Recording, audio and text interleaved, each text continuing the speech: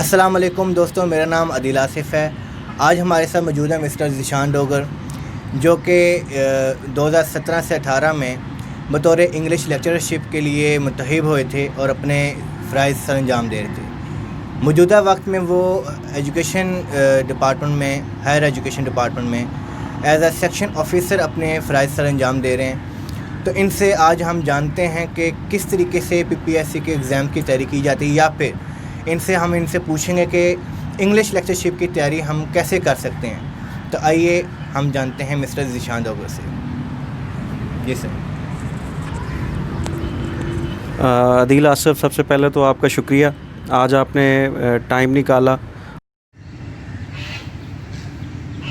تو اس میں آپ کا جو پہلا کویشچن ہے کہ تیاری کیسی کی جائے، تو میرے مطابق دیکھیں یہ ہے کہ جب آپ MA کے اسٹوڈنٹ ہیں تو half the game is done. ٹھیک ہے، لیکن میٹر یہ کرتا ہے کہ آپ نے اس ایگزام کو کتنا سیریس لیا ہوا ہے۔ اگر آپ اپنی اسٹڈی جو ہے وہ ٹھیک کر رہے ہیں، کم از کم اپنے سلیبس سے تو آپ فیملر ہیں۔ مزید جب آپ آتے ہیں پنجاب لیول پہ تو ڈیفینیٹلی جو ایگزامینر کی اپروچ ہے وہ بھی ویسی ہی ہوتی ہے۔ اب آپ دیکھیں کہ آپ کے پاس 5 سے 6 جو ہیں وہ ایک ریناؤنڈ یونیورسٹیز ہیں، جس میں پنجاب یونیورسٹیز ہے، جس سے ہم دونوں نے تعلیم حاصل کی۔ اس کے بعد جو ہے وہ BZU ہے، اسلامیہ یونیورسٹی ہے، سرگودا یونیورسٹی ہے، نمل ہے، نمل کو آپ اگنور نہیں کر سکتے۔ تو آپ نے یہ دیکھنا ہے، اسپیسیفکلی میں انگلش لیکچر کی بات کر رہا ہوں، کہ آپ ان کے سیلیبس کو جو ہے وہ اوورآل دیکھیں کہ اس میں کنٹینٹ کیا چیز ہے۔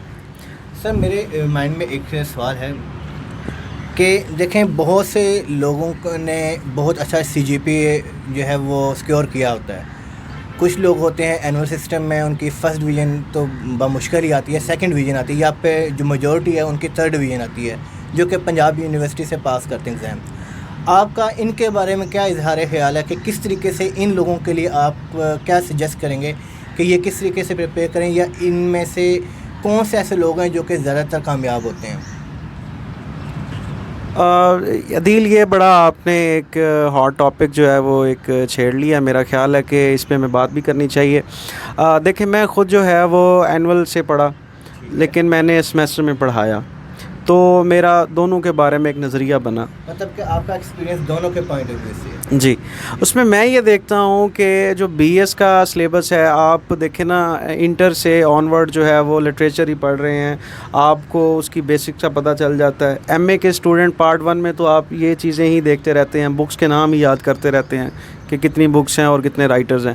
تو BS میں آپ کا جو ایک ایکسپوجر ہے وہ زیادہ ہوتا ہے، لیکن اس کا جو ایسنس ہے اگر اسے برقرار رکھا جائے تو عموماً یہ دیکھا گیا ہے کہ BS کے اسٹوڈنٹ جو ہے وہ اتنی توجہ سے کام نہیں کرتے، چونکہ انہیں پتہ ہوتا ہے کہ ہمارا پیپر یہیں پہ چیک ہوگا، ہمارا فیلئر کا کوئی کنسیپٹ نہیں ہے۔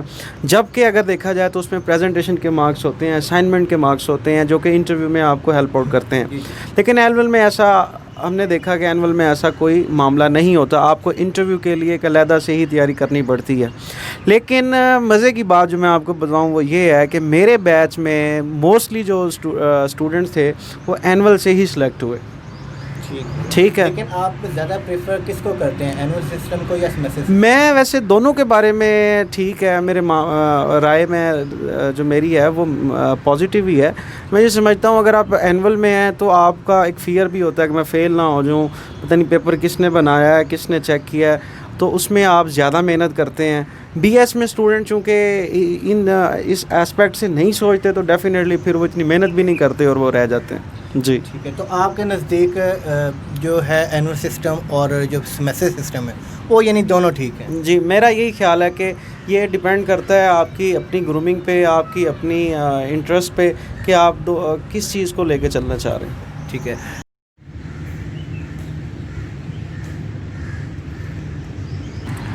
اچھا سر، آپ کیا سمجھتے ہیں کہ جو انگلش کی لیکچرشپ کی جو سلیکشن ہوتی ہے وہ دوسرے مضامین کے جو لیکچرشپ کے لیے جو سلیکشن ہوتی ہے ایک دوسرے سے کس طرح ڈفر کرتی ہے؟ کائنڈلی اس کے بارے میں ہمیں بتائیے گا۔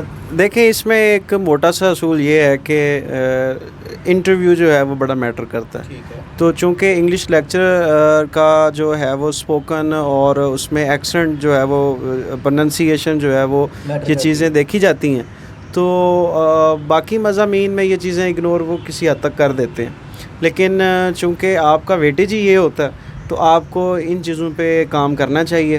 اگر کریں گے تو ان شاء اللہ تعالیٰ بہتری ہوگی. ٹھیک ہے سر، میرا آخری سوال ہے، کائنڈلی ہمیں یہ بتائیے کہ میں نے دیکھا کہ اکثر جو اسٹوڈنٹس ہیں وہ ریٹن ایگزامینیشن میں پاس کر لیتے ہیں، وہ مطلب اس کو کوالیفائی کر لیتے ہیں، آلدو کیونکہ وہ ظاہر سی بات ہے وہ اس کے قابل ہوتے ہیں. لیکن میں نے یہ بھی دیکھا کہ وہی بچے، میجورٹی جو ان بچوں کی ہے، وہ ایسا دیکھنے میں آتا ہے کہ وہ جب انٹرویو کے لیے جاتے ہیں وہ اس کو کوالیفائی نہیں کر پاتے.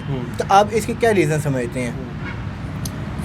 دیکھیں عدیل، اس میں میری جو اپنی رائے ہے وہ یہ ہے کہ سلیکشن ایز اے اسٹوڈنٹ اور آفٹر سلیکشن، یہ جو 3 پورشن ہے، اس میں ہر بندے کا اپنا اپنا ایک رول ہے.